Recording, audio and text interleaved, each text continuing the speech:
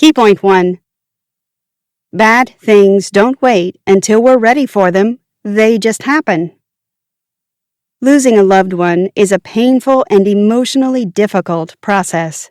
It forces us to go through the grieving stage and learn to live differently. However, sometimes our psyche defends against unwanted and unexpected changes and blocks attempts to accept a new reality.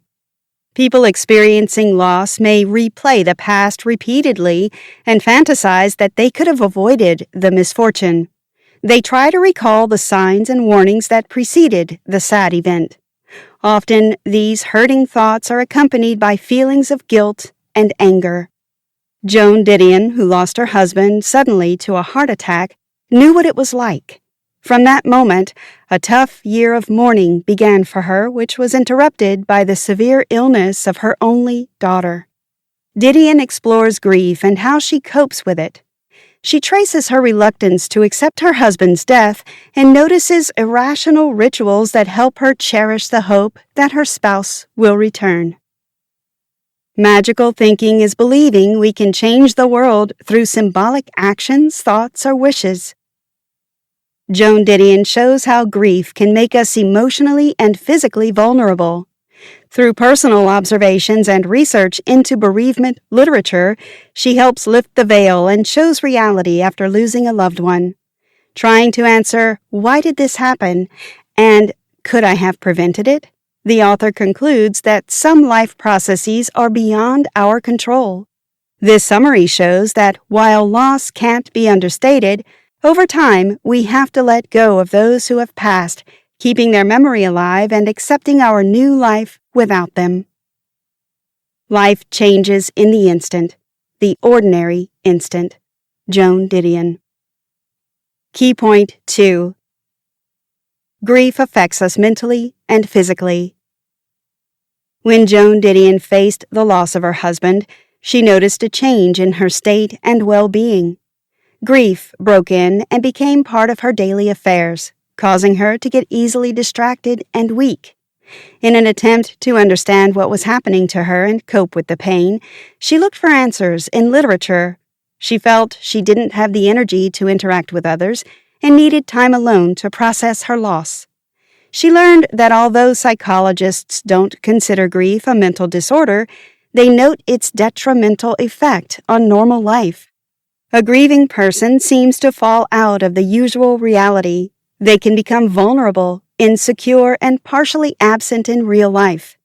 According to the Merck Manual, there are 2 forms of grief. Lighter is accompanied by insomnia and anxiety and does not lead to clinical depression. Complex occurs in cases where there was a close and even dependent emotional connection between the one who passed away and the one undergoing the loss. Didion noticed that she experienced the death of her husband differently than the passing of her parents. She understood that grief is different and that it's impossible to predict it.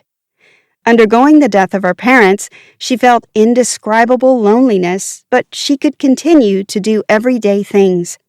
Having unexpectedly lost her husband, she was in shock for some time and had to go through a much longer path to accept reality.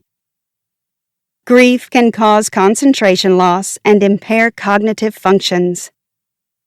In addition to emotional pain, anguish can negatively affect the immune, endocrine, and cardiovascular systems. Didion remembers how cold it was in the hospital after her husband died. Later, she realized this wasn't just because of winter, but also that her body was stressed. People can lose touch with themselves when grieving, leading to eating and sleeping less or ignoring basic needs. Therefore, the mourner needs someone to provide necessary support and treat them with respect and sensitivity. After all, grief is a very individual experience. Some may need a friendly conversation, and some to be alone. There is no right or wrong way to deal with a loss. Sometimes just being there and listening to the wishes of someone struggling through a difficult phase of life is enough. Key point 3. The pursuit of knowledge amid loss. In her attempts to accept the terrible reality, Joan Didion searched for answers and explanations. Her main questions were, how and why did this happen? After losing her husband, she repeatedly tried to recreate the course of events to find any clues and understand what went wrong. She found partial salvation in literature because it was her usual way of adapting to change. Ever since she was a child, faced with something unfamiliar or challenging, she researched it in books. It made her feel more confident and calm. When her daughter became seriously ill a few days before her husband's death, Didion made a list of questions for doctors and studied medical literature. She wanted to be sure that the doctors were doing everything right because some things were too difficult to let go of and leave to chance.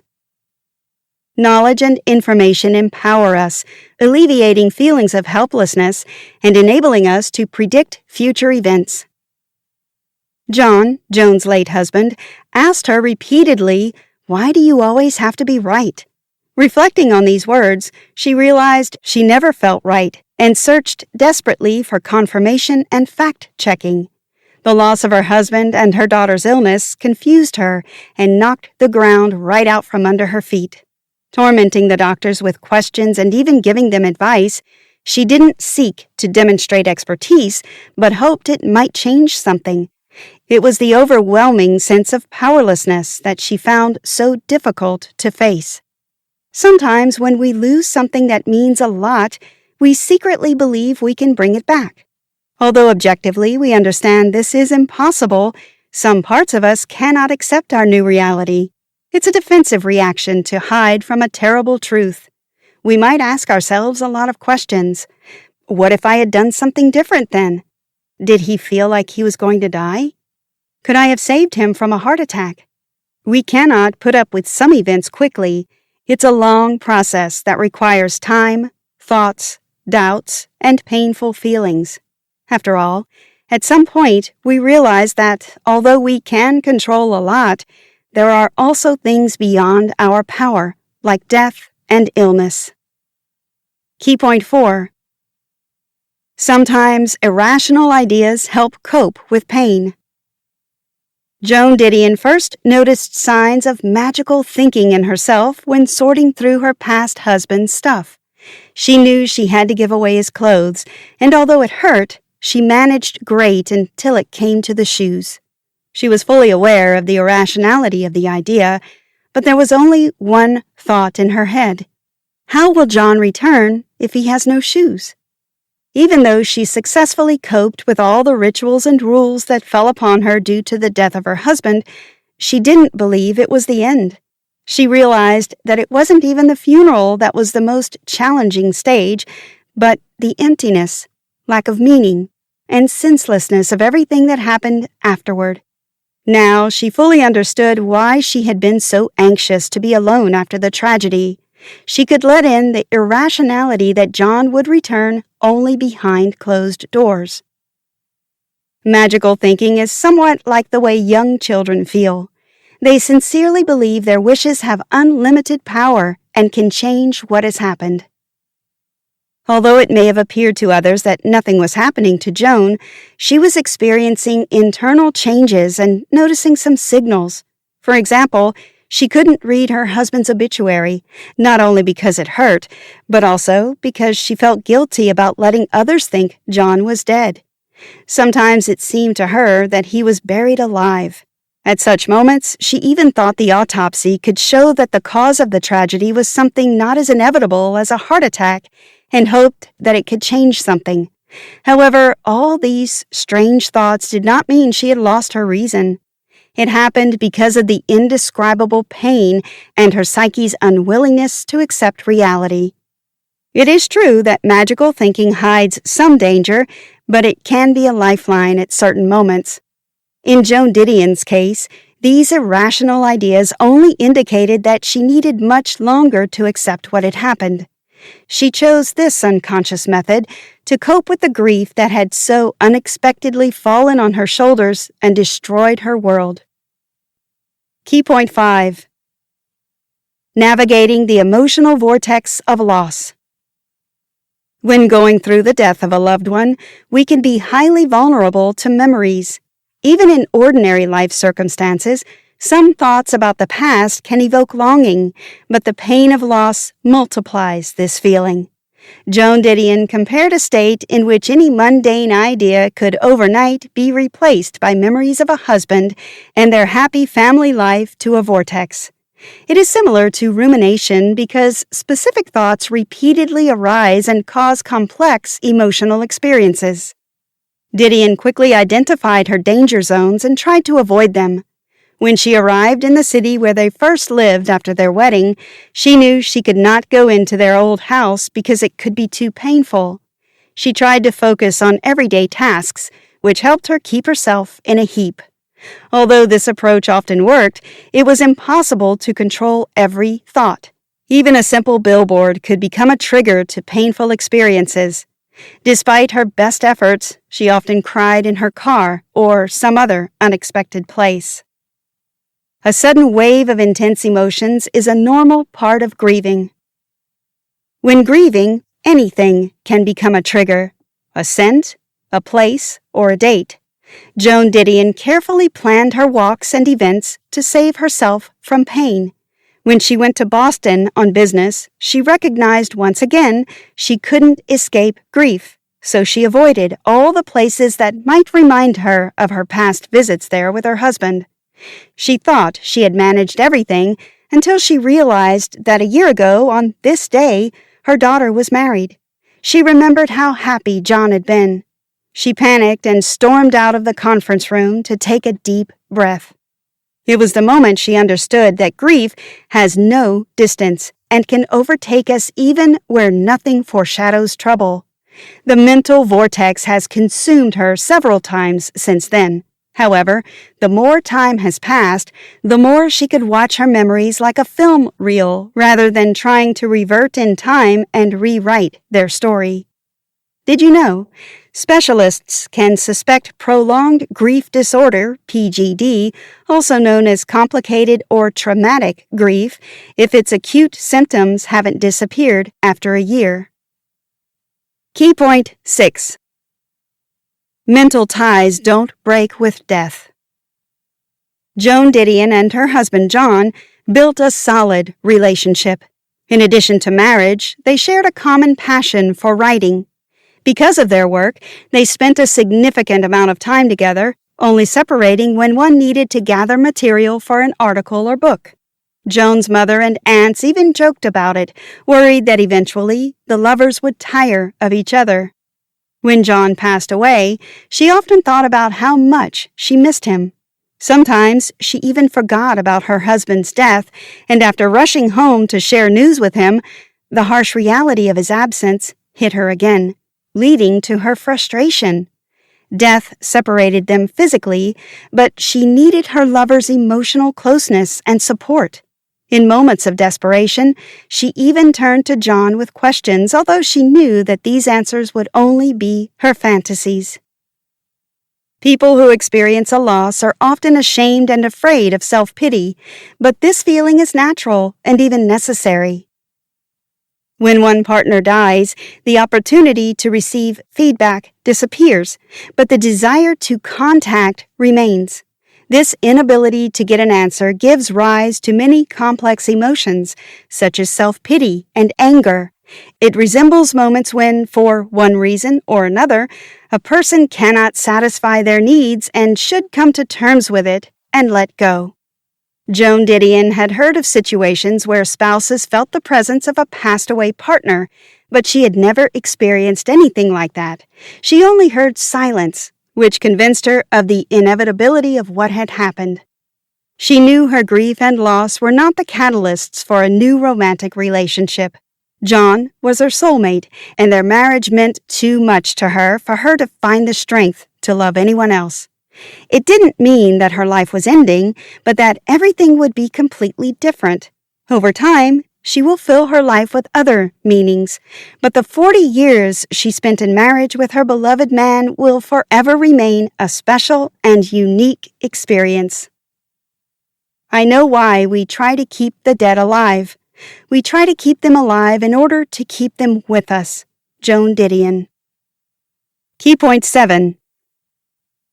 Loss changes everything, but life goes on. The whole year after the death of her husband, Joan Didion lived in memories and associations with the period when they were still together. When the first snow fell in the year without John, or when she celebrated the first Christmas without him, her thoughts were partly in the past, when he was still alive. Although she laid the table just like last year, she was worried before the arrival of guests. But all this was different, because John was no longer around. Continually comparing her life with the one she had with her late husband, she realized that new things had started happening that they never shared. She couldn't find common memories of December 31st, 2003, because her husband had already passed away. It was then that she first understood that she had to let him go. Now John could only live in her memories and their family photos. Daily rituals, habits, and even quarrels that were once part of shared reality become meaningless. Her experience convinced her that life goes on and that she needed to move on without John. During her year of mourning, she got used to loneliness and lost her socialization skills. She spent a lot of time alone and felt uncomfortable at loud parties. She ate quickly in the kitchen because the living room was too big for her and held too many memories. As time passed, she could return there because she felt John wanted her to watch the beautiful summer sunsets, visible only from the living room windows. However, the most challenging task was to return to her writing work. Didion knew that her beloved John would no longer be able to read her articles and leave his comments. This realization paused her momentarily, but she continued to write. She was surprised by the number of mistakes when she finished her work. Although she knew this was temporary and a natural result of her emotional distress, it worried her. At one point, she imagined what John would say in such a situation and how he would support her. She knew these would be simple words. "You are a professional. You can do it."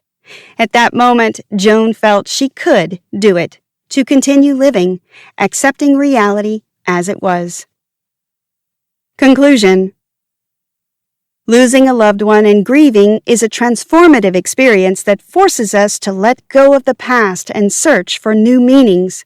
It's a kind of crisis that includes all stages from resistance to acceptance.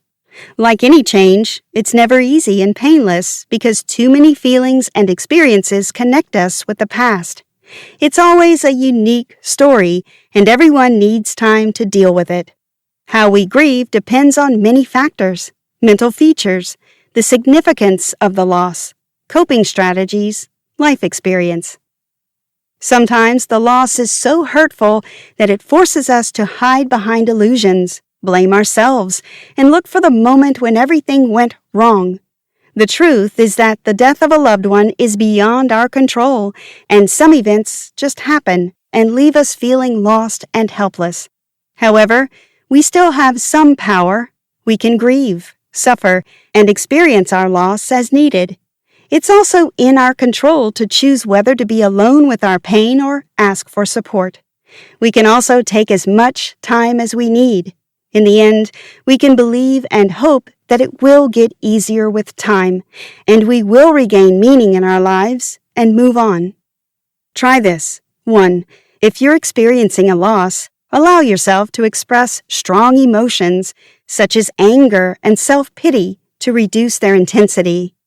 2. Remember that grief is an emotionally difficult period that deserves psychological support. 3.